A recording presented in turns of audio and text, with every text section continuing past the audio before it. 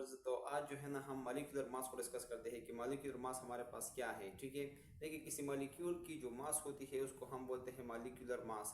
तो मॉलिक्यूल हमारे पास जो है ना जिन चीज़ों पे मुश्तमिल है, अगर हम उनकी मास को जमा कर ले, सम कर ले, तो उससे जो है ना हमारे पास मॉलिक्यूलर मास आएगा। यानी मॉलिक्यूल का मास जो है ना हमारे पास आएगा, वज़न आएगा कि मॉलिक्यूल का कितना वज़न है। हम तो नॉर्मली ये कहते हैं कि मॉलिक्यूल हमारे पास तो वो एटम या ग्रुप ऑफ एटम होती है जो फ्रीली एग्जिस्ट करती है नेचर में।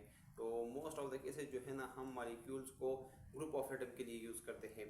अब अगर हमारे पास ग्रुप ऑफ एटम से मॉलिक्यूल बनता है तो ऐसा हो सकता है कि दो पॉसिबिलिटीज़ है कि या तो मॉलिक्यूल सिमिलर टाइप्स के एटम से बना हुआ है, और या जो है ना हमारे पास डिफरेंट एटम्स की कम्बिनेशन से मॉलिक्यूल बन सकता है। तो दोनों केसेस पॉसिबल है। ठीक है, होमो एटॉमिक मॉलिक्यूल और फिर हमारे पास हेटेरो एटॉमिक मॉलिक्यूल भी आते हैं।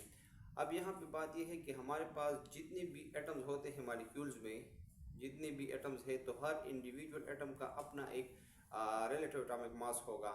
तो अगर हम एक मॉलिक्यूल के तमाम एटम्स की रिलेटिव एटॉमिक मासेस को जमा कर ले, उसको सम कर ले, तो उससे हमारे पास जो रिजल्ट निकल आएगा उसको हम बोलेंगे मॉलिक्यूलर मास। ठीक है, तो चलिए हम इस डेफिनेशन को थोड़ी से वो करते हैं, अंडरस्टैंड करते हैं कि इसका डेफिनेशन क्या है, डिस्कस भी करते हैं और अंडरस्टैंड भी करते हैं। डेफिनेशन कुछ यूँ है कि द सम ऑफ, ये हमारे पास सम है, सम का मतलब है एडिशन है। किस चीज़ की एडिशन है? The sum of the relative atomic masses, ये रिलेटिव एटॉमिक मासेस की क्या है? एडिशन है। ठीक है, ऑफ ऑल एटम्स, तमाम एटम्स, वो एटम्स, ठीक है, ऑफ ऑल द एटम्स, तमाम वो atom present in a molecule, जो एक मॉलिक्यूल में मौजूद होते हैं या प्रेजेंट होते हैं, इज कॉल्ड मॉलिक्यूलर मास। हम उसको मॉलिक्यूलर मास बोलते हैं।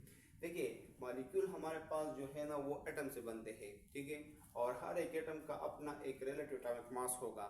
तो जितने भी एटम्स हमारे पास मौजूद होते हैं मॉलिक्यूल्स में, तो उन सब की अगर हम रिलेटिव एटॉमिक मासेस को सम कर ले, जमा कर ले, तो इसके बाद जो रिजल्ट हमारे पास आएगा तो वो हमारे पास कहलाएगा मॉलिक्यूलर मास। ठीक है, वो हमारे पास मॉलिक्यूलर मास कहलाएगा। अच्छा, एक्सप्लेनेशन इसकी क्या है? इसकी एक्सप्लेनेशन में हमारे पास 2-3 पॉइंट्स है। वो ये है कि मॉलिक्यूलर मास हमारे पास जो होता है ऑफ ए मॉलिक्यूल, इसको हम क्या कर सकते हैं? कैलकुलेट कर सकते हैं, मतलब हम इसको निकाल सकते हैं। कैसे? By adding relative atomic masses, कि हम अगर रिलेटिव एटॉमिक मासेस जो है ना इनको ऐड कर ले ऑफ ऑल एटम्स, तमाम वो एटम्स की प्रेजेंट इन अ मॉलिक्यूल, जो मॉलिक्यूल में प्रेजेंट होते हैं। मॉलिक्यूल एटम्स की कम्बिनेशन से बनता है, ठीक है, और जितने भी एटम मॉलिक्यूल में प्रेजेंट होते हैं उन सब की अपनी रिलेटिव एटॉमिक मासेस होती है। अगर हम सारे एटम्स की रिलेटिव एटॉमिक मासेस को जमा कर ले, ठीक है, तो इससे हमारे पास मॉलिक्यूलर मास निकल आएगा। इसके बारे में एक इम्पॉर्टेंट पॉइंट ये है कि molecular mass is express in MU unit. Molecular mass जो है ना वो एटॉमिक मास यूनिट में हम इसको एक्सप्रेस करते हैं, बयान करते हैं। ठीक है, जब भी हम मॉलिक्यूलर मास की बात करते हैं ना, तो इसमें जो है ना हम एमयू को डिस्कस करते हैं। ठीक है, यहाँ पे फार्मूला क्या है हमारे पास? फार्मूला हमारे पास मॉलिक्यूलर मास का जो फार्मूला है वो है कि atomic mass of one atom, atomic mass of two atom, second atom, 3, 4, 5, जितने भी हमारे पास एटम होते हैं उन सब की एटॉमिक मासेस को अगर हम प्लस कर ले तो उससे हमारे पास मॉलिक्यूलर मास निकल आता है। ठीक है, एग्जांपल के तौर पे हम लेते हैं मीथेन। हमारे पास CH4 एक मॉलिक्यूल है, ठीक है, और इसका नाम है मीथेन। इसको जो है ना नेचुरल गैस, ये जो हमारे पास गैसेस होती है ना, जो घरों में हम यूज़ करते हैं सिलेंडर वगैरह में, तो वो हमारे पास मीथेन गैस होती है। ठीक है, इसका फार्मूला ये है CH4, ये CH4 फार्मूला है। ये हमारे पास क्या है? मॉलिक्यूल है CH4। अब इस मॉलिक्यूल की वज़न हम मालूम करना चाहते हैं कि इस मॉलिक्यूल की वज़न कितनी होगी। ठीक है, तो इसके अंदर, इस मॉलिक्यूल्स के अंदर 2 किस्म के डिफरेंट एटम्स है और टोटल नंबर ऑफ एटम 5 है। ठीक है, एक हमारे पास कार्बन है और 4 हाइड्रोजन है। तो यहाँ पे हम इस तरह करेंगे कि कार्बन का जो रिलेटिव एटॉमिक मास है और हाइड्रोजन का जो रिलेटिव एटॉमिक मास है, उन सब को जो है ना क्या करेंगे? सम कर लेंगे। ठीक है, तो मॉलिक्यूलर मास ऑफ मीथेन हमारे पास जो है वो है 12, जो कार्बन के केस में है, प्लस 1 मल्टीप्लाई बाय 4, 4 एटम्स है, और हर एक एटम का हाइड्रोजन का जो मास है वो हमारे पास है 1, रिलेटिव एटॉमिक मास 1 है। ठीक है, तो इनको जब हम मज़ीद सिंप्लीफाई करेंगे तो 12 + 4 आएगा, और इसको जब हम जमा करेंगे तो 16 AMU। तो ये 16 AMU हमारे पास जो है ना मीथेन का मॉलिक्यूलर मास है। इसके अलावा हमारे पास अगर हम इथेन ले लें C2H6, अगर हम ये ले लें तो इसमें जो है ना हम इसका भी निकाल सकते हैं।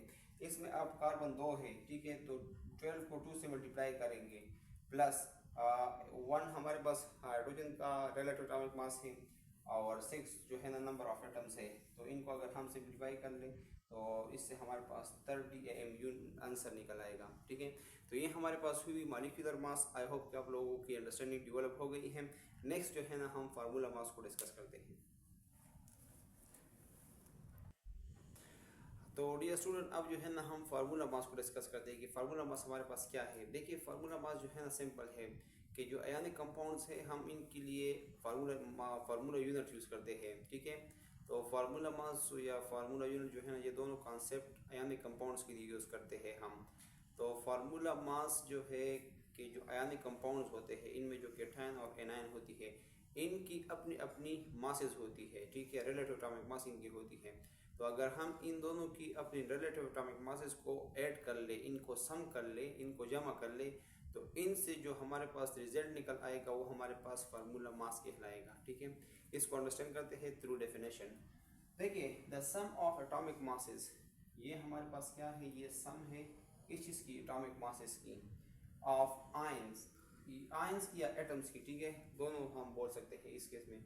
अच्छा, ज़्यादातर जो है ना हम आयन जो है ना अप्रोप्रिएट वर्ड है, ठीक है, इसको बोलते हैं। And present in the formula unit, ionic compounds के लिए हम फार्मूला यूनिट की बात करते थे, ठीक है, कि ये हमारे पास सिंपलेस्ट रेशो होती है किसी भी आयनिक कंपाउंड की, ठीक है, और वो जो है ना हमारे पास सिंपलेस्ट रेशो होती है। फॉर एग्जांपल NaCl जो है ना पूरे क्रिस्टल को रिप्रेजेंट करती है। ये सोडियम क्रिस्टल का एक सिंपलेस्ट यूनिट है, ठीक है, स्मॉलेस्ट यूनिट है, और इसकी जो है ना ये सिंपलेस्ट रेशो है उसकी, ठीक है।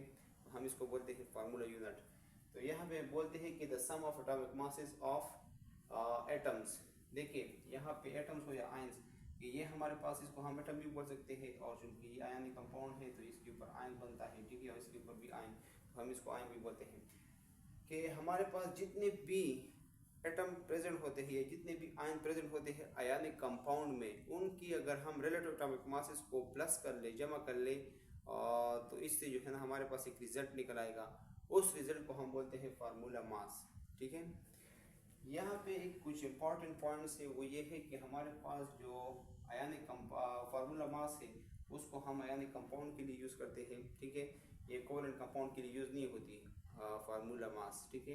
ये हमारे पास आयनिक कंपाउंड के लिए यूज़ होती है, और इसको जो है ना हम एक्सप्रेस करते हैं, बयान करते हैं एटॉमिक मास यूनिट में, या इसको जो है ना आजकल यूनिफाइड मास में यू से भी रिप्रेजेंट करते हैं, ठीक है, यूनिफाइड मास। और इसका जो तीसरा पॉइंट है वो है कि same method for calculation like that of molecular mass. जिस तरीके से हमने कुछ मिनट पहले मॉलिक्यूलर मास की कैलकुलेशन की है ना, उसी तरीके से हम फार्मूला मास की कैलकुलेशन भी करते हैं, ठीक है। इसमें बस सिर्फ डिफरेंट ये है कि ये हम आयनिक कंपाउंड के लिए यूज़ करते हैं, और वो जो मॉलिक्यूलर फार्मूला वाला है वो कॉन्सेप्ट हम मॉलिक्यूल कोवेलेंट कंपाउंड्स के लिए यूज़ करते हैं, ठीक है। यहाँ पे देखिए, एग्जांपल के तौर पे हमारे पास NaCl है, NaCl हमारे पास है, ठीक है। इसमें मौजूदा आयंस या एटम्स, इनकी इंडिविजुअल रिलेटिव एटॉमिक मासेस को प्लस करते हैं आप इसमें। तो NaCl का जो रिलेटिव एटॉमिक मास है वो हमारे पास है 23, और हमारे पास जो क्लोरीन है उसका एटॉमिक मास क्या है, वो है 35.5, ठीक है। तो हम इन दोनों को प्लस करते हैं, जब हम इन दोनों को प्लस करेंगे हमारे पास 58.5 एटॉमिक मास यूनिट निकल आएगा जवाब। सेकंड एग्जांपल हमारे पास है सिल्वर नाइट्रेट। तो सिल्वर नाइट्रेट का क्या है फार्मूला मास, तो इसका जो है सिल्वर का हमारे पास 108 है, नाइट्रोजन का 14 है, और इसी तरीके से हमारे पास ऑक्सीजन जो है वो 1 का 16 है, और 3 के साथ मल्टीप्लाई करेंगे तो 3 का 48 आएगा, ठीक है, और इससे जो है ना 122 आएगा, और फाइनल कैलकुलेशन हमारे पास 170 AMU या यूनिफाइड मास जो है ना इसकी निकल आएगी। तो ये है हमारे पास सिल्वर नाइट्रेट की फार्मूला मास हो गई। तो आई होप कि आप लोग की अंडरस्टैंडिंग डेवलप हो गई है about molecular mass and formula mass, ठीक है। इसके बाद जो है ना हम नेक्स्ट केमिकल स्पीशीज़ को डिस्कस करते हैं नेक्स्ट लेक्चर में, तो आप लोग इसको नोट करें।